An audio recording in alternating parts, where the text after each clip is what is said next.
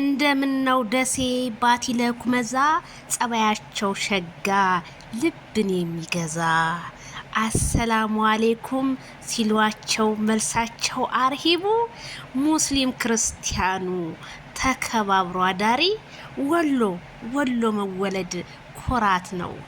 ሰበር ዜና። ሰላም ቤተሰብዬ በያላችሁበት የዓለም ዳርቻ እንዴት ቆያችሁ? እንዴት ናችሁ? አሸንዳ በዓል በጣም ደስ በሚል ሁኔታ ለካ ሄርሚዬ አሸንዳ በዓልን አክብራለች፣ ግን ፎቶ ለምን እንዳልፖስተችልን እኔም ግራ ገብቶኛል።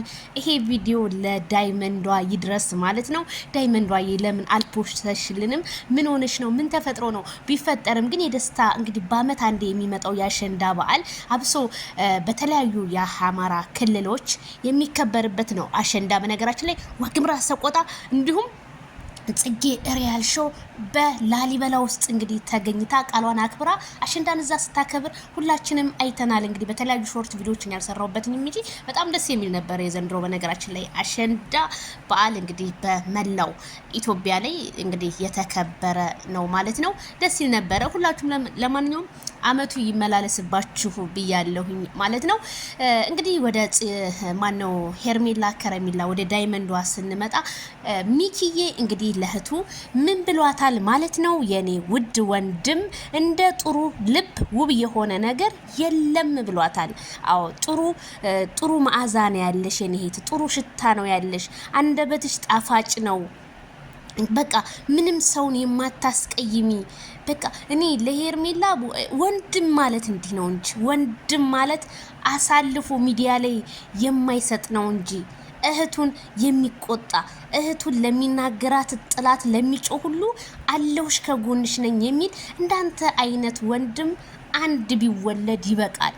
4-5 ተወልዶ ሚዲያውን ከሚያቃጥል ልክ እንደ ማይክል ጃክሰን ወንድሞች ከሚሆን ልክ እንዳንተ አንድ ይበቃል። ሲበዛ ምን ያረጋል ብለህ ነው? አንድ ይጣፍጣል፣ ጣፋጭ ነው፣ ውብ ነው፣ ማር ነው። የበዛ ነገር ጥሩ አይደለም። እና ሄርሜላ ዳይመንዷን እንዴት አያችኋት? የኔ ፍልቅልቅ አቦ መርሐባ ብዬሻለሁ። እውነት በጣም ማር ዘነብ እኮ ናት ሄርሜላ ከረሚላዬና የኔ ዳይመንድ ሚኪ እውነት ገልጻታል።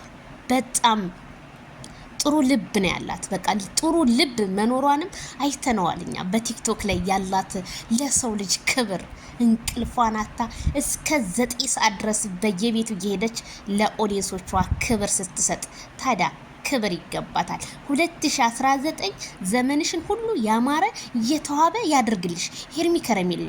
ወድጀሽ ከውስጤ እንዴት አርጌ ላውጣሽ?